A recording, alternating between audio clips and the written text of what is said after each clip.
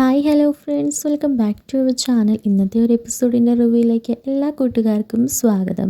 അങ്ങനെ നമ്മുടെ നയന വരച്ച ഡിസൈനാണെങ്കിൽ, നമ്മുടെ കനകമാണെങ്കിൽ എല്ലാവർക്കും ജ്യൂസുമായി വരുന്ന സമയത്ത് നമ്മുടെ നവ്യ ആണെങ്കിൽ ആ ആദ്യത്തെ ഡിസൈൻസിൻ്റെയൊക്കെ ഇടയിൽ കയറ്റി വെക്കുകയാണ് കേട്ടോ. ആരും തന്നെ ശ്രദ്ധിക്കുന്നില്ല.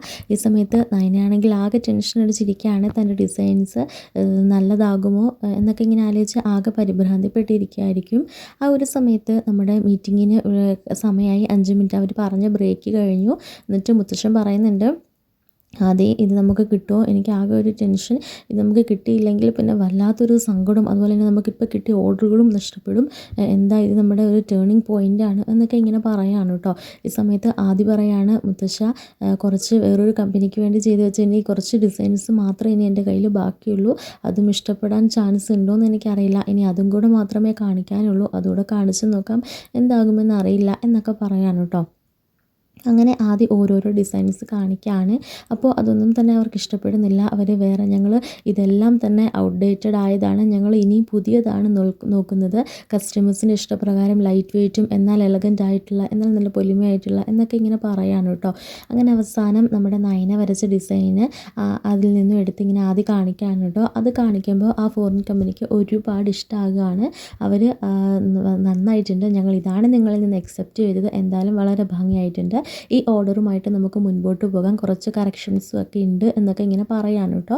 അങ്ങനെ അവർ ഒരുപാട് നന്ദിയൊക്കെ പറഞ്ഞിട്ട് ആ ഒരു ഓർഡർ കൺഫേം ചെയ്യുകയാണ്. അപ്പോൾ എല്ലാവർക്കും ഒരുപാട് സന്തോഷമാകുകയാണ്. കാരണം എല്ലാവരും കുറേ നേരമായിട്ട് കാത്തിരുന്ന ആ ഒരു വലിയൊരു നേട്ടം തന്നെയാണ് നമ്മുടെ മൂർത്തീസ് ജ്വല്ലറിക്ക് ലഭിക്കുന്നത്.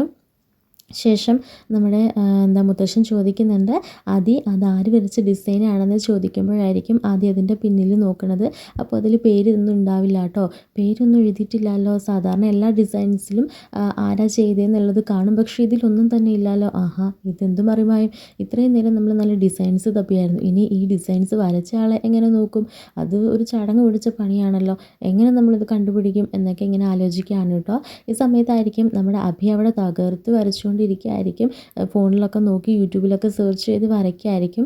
അപ്പോൾ ജലജ ചെന്നിട്ട് പറയുന്നുണ്ട്, വല്ലതും ആയോ എന്ന് ചോദിക്കുമ്പോൾ, ഇല്ല അമ്മ, ഒന്നും കിട്ടുന്നില്ല, ഇതൊന്നും എനിക്ക് പറഞ്ഞിട്ടുള്ള പണിയല്ല എന്ന് പറയുമ്പോൾ, അല്ല നിനക്ക് വേറെ എന്തെങ്കിലും പറഞ്ഞിട്ടുണ്ടോ എന്ന് ചോദിച്ചിട്ട് നമ്മുടെ ജലജ പറയുന്നുണ്ട്, ഒരു ഐഡിയ ഉണ്ട് എന്ന് പറഞ്ഞിട്ട് പറയാണ്, ഒരു ഡിസൈൻ അവർ അപ്രൂവ് ചെയ്തിട്ടുണ്ട്, പക്ഷെ നമ്മുടെ ഭാഗ്യത്തിന് അതിൻ്റെ പിന്നിൽ അത് വരച്ച ആളുടെ പേരില്ല, അത് നീയാണെന്ന് പറഞ്ഞ് എങ്ങനെയെങ്കിലും കാര്യം നേടിയെടുക്കാം എന്നൊക്കെ പറഞ്ഞു കൊടുക്കുകയാണ് കേട്ടോ.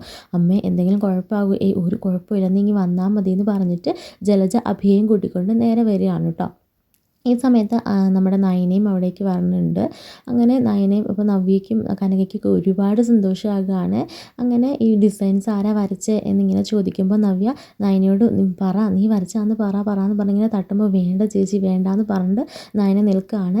അങ്ങനെ അവസാന നിമിഷം നമ്മുടെ നയനയാണെങ്കിൽ താനാണ് വരച്ചത് എന്നിങ്ങനെ പറയാൻ വേണ്ടി പോകുമ്പോഴായിരിക്കും ആ ഡിസൈൻ വരച്ചത് ഞാനാണെന്ന് പെട്ടെന്ന് അഭി പറയുന്നത്.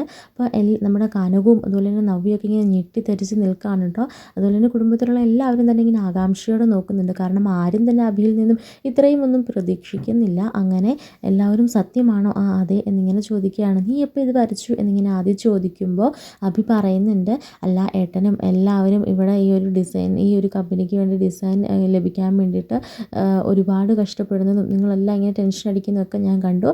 അപ്പോൾ ഇപ്പോൾ ഞാൻ റൂമിൽ പോയിരിക്കുകയായിരുന്നു, ഞാൻ ചെയ്ത ഡിസൈനാണ്, ശരിയാകുമെന്നൊന്നും എനിക്ക് അറിയില്ലായിരുന്നു, പിന്നെ എൻ്റെ ഒരു കഴിവ് വെച്ച് ഞാൻ ചെയ്തു എന്നേ ഉള്ളൂ എന്നൊക്കെ പറയാണ് കേട്ടോ.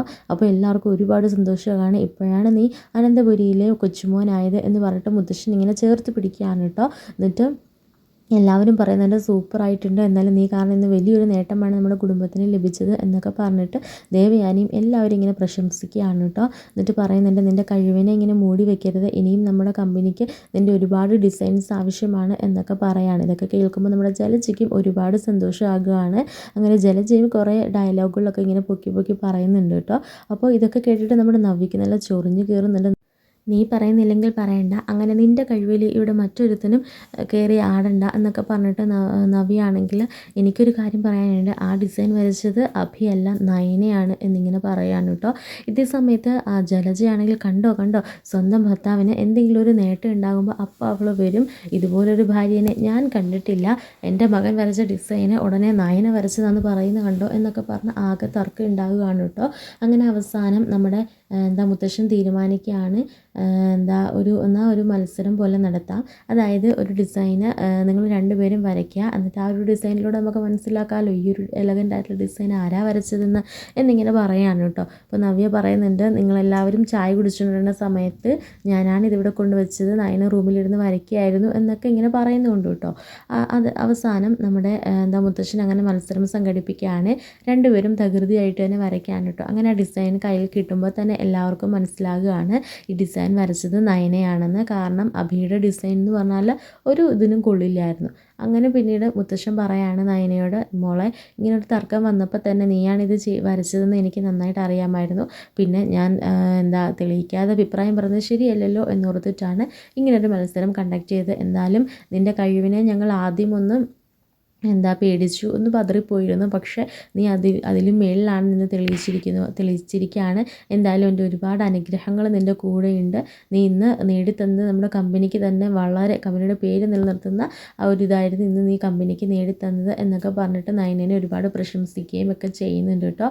അങ്ങനെ എല്ലാവരും ഒരുപാട് നയനനെ ഇങ്ങനെ പുകഴ്ത്തുന്നുണ്ട്. എന്നിട്ട് അഭിക്കിട്ടുള്ളത് കൊടുക്കുന്നുണ്ട് കേട്ടോ. എന്നിട്ട് ആദിക്ക് ഇത് കേൾക്കുമ്പോൾ ദേഷ്യം വരികയാണ്. ആദി പറയുന്നുണ്ട്, മറ്റൊരാളുടെ കഴിവിനെ തട്ടിയെടുക്കുന്നത്ര നല്ല കാര്യമല്ല, സ്വന്തമായിട്ട് എന്തെങ്കിലും ചെയ്തിട്ട് എല്ലാവരുടെ മുമ്പിൽ പേരും പെരുമയും എടുക്കാൻ ശ്രമിക്കണം എന്നൊക്കെ പറഞ്ഞ് നമ്മുടെ ആദിയാണെങ്കിൽ അഭിനെ ഇങ്ങനെ വഴക്കൊക്കെ പറയാൻ കേട്ടോ. എല്ലാവരും തന്നെ അഭിനെ ഇങ്ങനെ കൊച്ചാക്കുകയും ചെയ്തതിന് ക്ഷമ ചോദിക്കുകയൊക്കെ ചെയ്യിപ്പിക്കുന്നുണ്ട്. അങ്ങനെ അവസാനം ജലജയും അഭിയും കൂടെ നാണം കെട്ട് റൂമിലേക്ക് കയറി പോകുകയാണ്. ഇതേ സമയത്ത് ആദിക്ക് ഒരുപാട് സന്തോഷമാകുകയാണ്. ആദ്യമാണെങ്കിലും നയനനെ ഒന്ന് തെറ്റിദ്ധരിച്ചിരുന്നു, നയനയ്ക്ക് ഇത് ചെയ്യാൻ കഴിയുമോ എന്നൊക്കെ ഇങ്ങനെ വിചാരിച്ചിരുന്നു. എന്നിട്ട് ആദ്യം വന്നിട്ട് നയനയോട് താങ്ക്സ് ഒക്കെ പറയുന്നുണ്ട്, അവളുടെ കഴിവിനെ അഭിനന്ദിക്കുകയൊക്കെ ചെയ്യുന്നുണ്ട് കേട്ടോ. അങ്ങനെ കാണിച്ചുകൊണ്ടായിരിക്കും ഇന്നത്തെ ഒരു എപ്പിസോഡ് കഴിയുന്നത്.